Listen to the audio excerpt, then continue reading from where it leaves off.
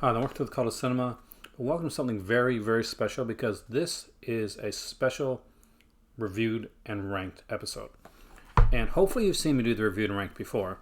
If not, well, basically I give quick reviews of films that I've watched and then I'll rank them in an order. But this is not just any reviewed and ranked. This is a special versus episode of reviewed and ranked. So why did this one take so long to do? Because it's Bruce Willis versus Jean-Claude Van Damme. 8 films each.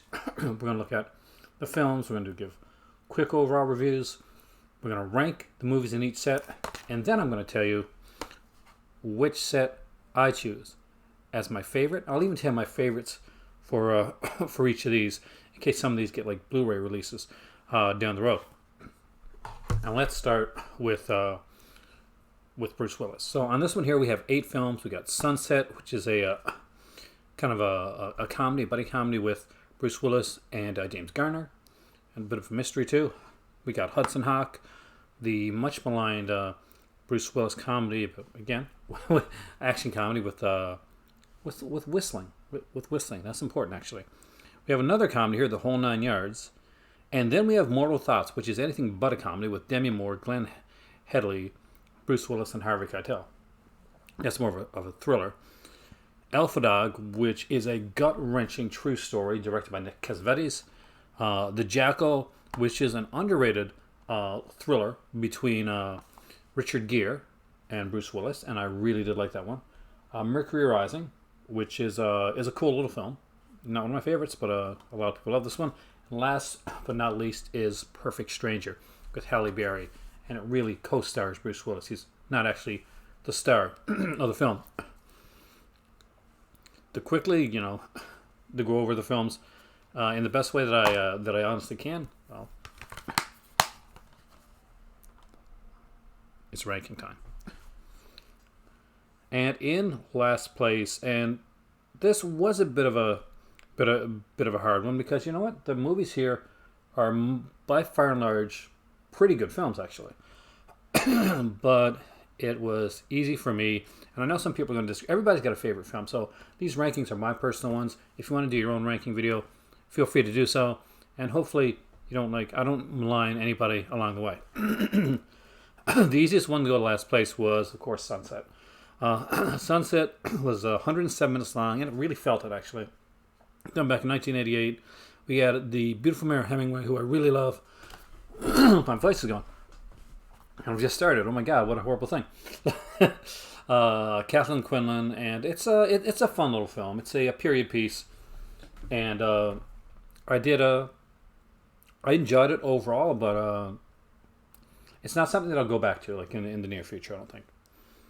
Next up is one that I know people are going to find a little bit kind of controversial, and for me it was Mercury Rising. Although it's definitely a decent film with Bruce Willis and Alec Baldwin.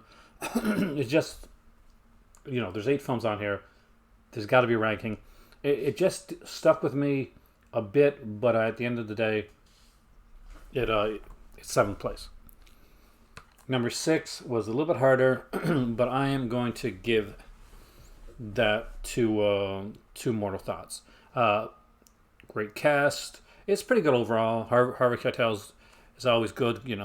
I like Glenn Headley, but a big fan of Demi Moore. But it's a decent little thriller. Gets 6th place. In 5th place, it goes to and I think this one's underrated. But 5th place is not bad when we got 8th place here.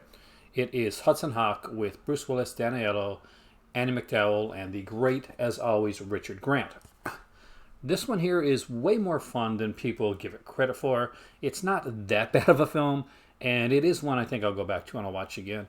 It's because it's pretty lighthearted and pretty well done. When we're in 4th place, we're getting harder here now, guys. It is going to go to The Whole Nine Yards, which is honestly, aside from Friends, probably the best thing that Matthew Perry did. We also get Rosanna Arquette, who is always fantastic, and the late Michael Clark Duncan, rest in peace. The Whole Nine Yards is a fun movie, and it seems like Bruce Willis is able to like kind of, in a way, kind of make fun of himself a bit with this one here. I did enjoy this film. In third place is, it's getting up there, isn't it? Is going to be The Jackal, which is, again, Richard Gere, Sidney Poitier. I don't know why people don't like this one. People like rag on The Jackal a lot, but I thought this was a really good, tense little film. Really enjoyed it. Enjoyed the performances. I thought everybody was cast well, and I know that tends to be some of the problem with this film at some points. But I really, really like this one. In second place, and this is really, really hard for me because I liked the next two films tremendously, and I've already reviewed one of them because I do have the Blu-ray edition of it as well. In second place is Alpha Dog. Alpha Dog is an amazing film with great performances overall, and it just is a kick in the gut. It really is, and it makes you, it immerses you into this like this true life that's been a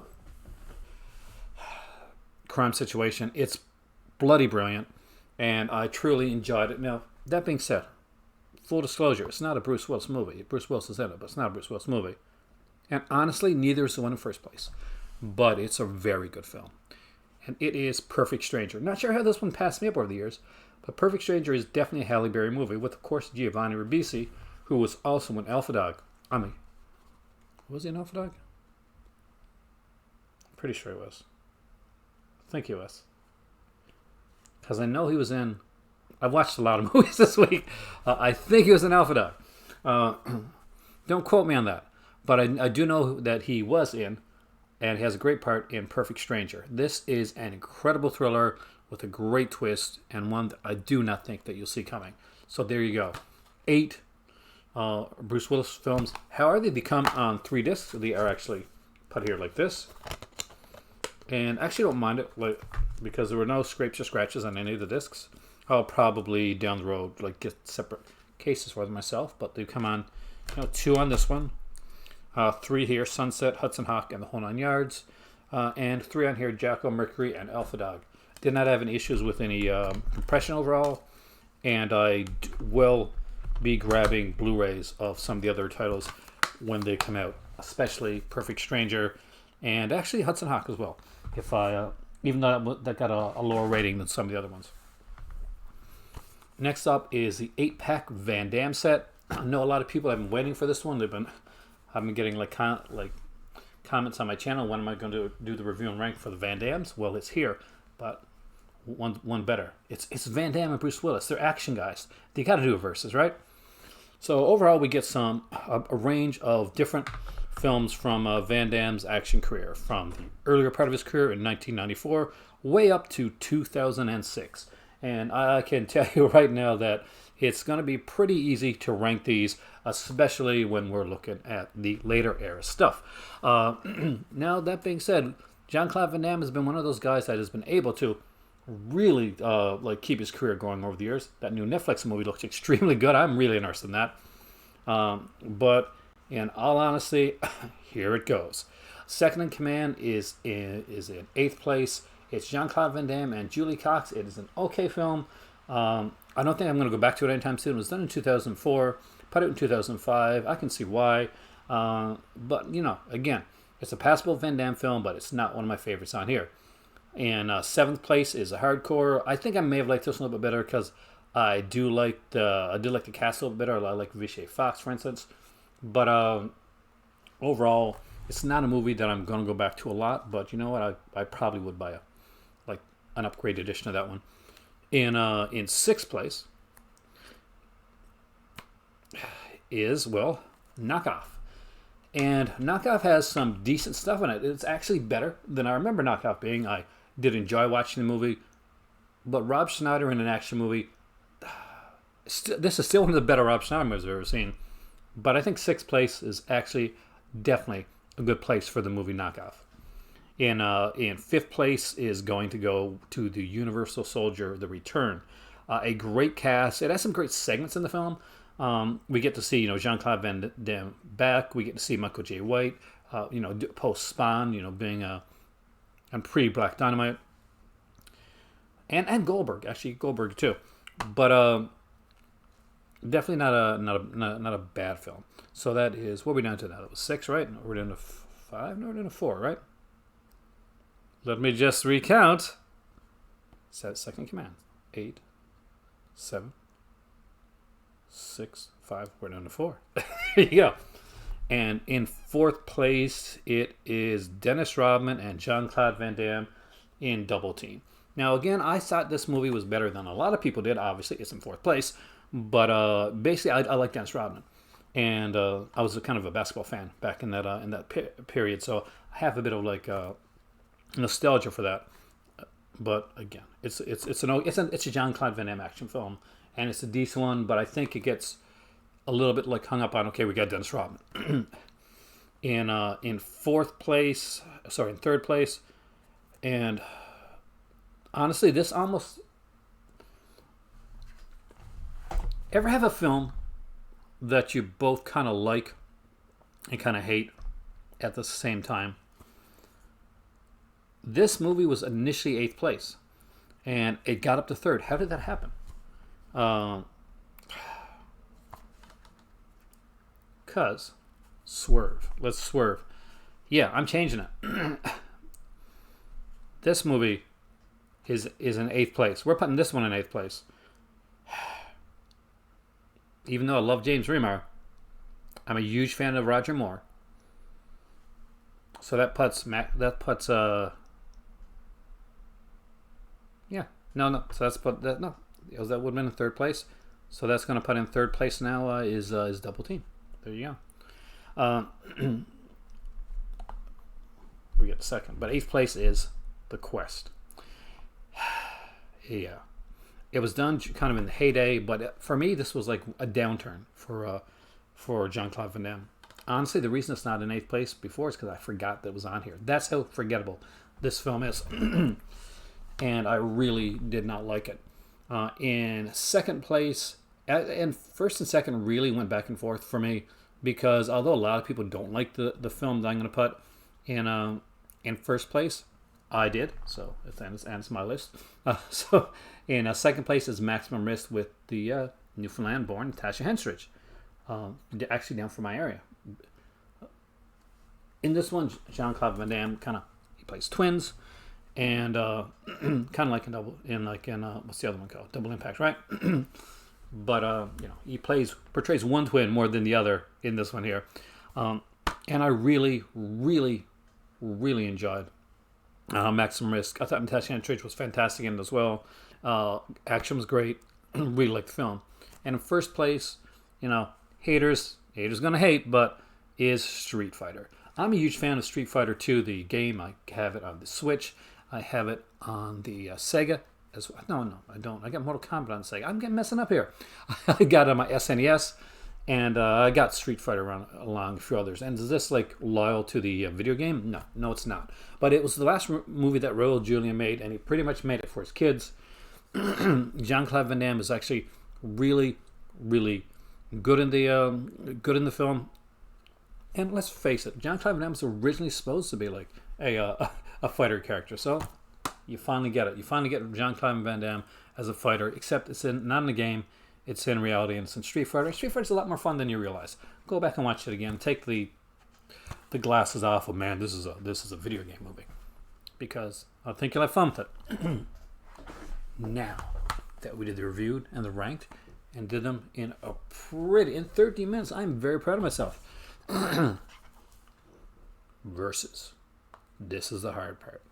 Because these are very different films. Although Bruce Willis does a lot of action movies, a lot of these aren't actually action films. There are some dramatic films here. There's a lot on the comedy side of it.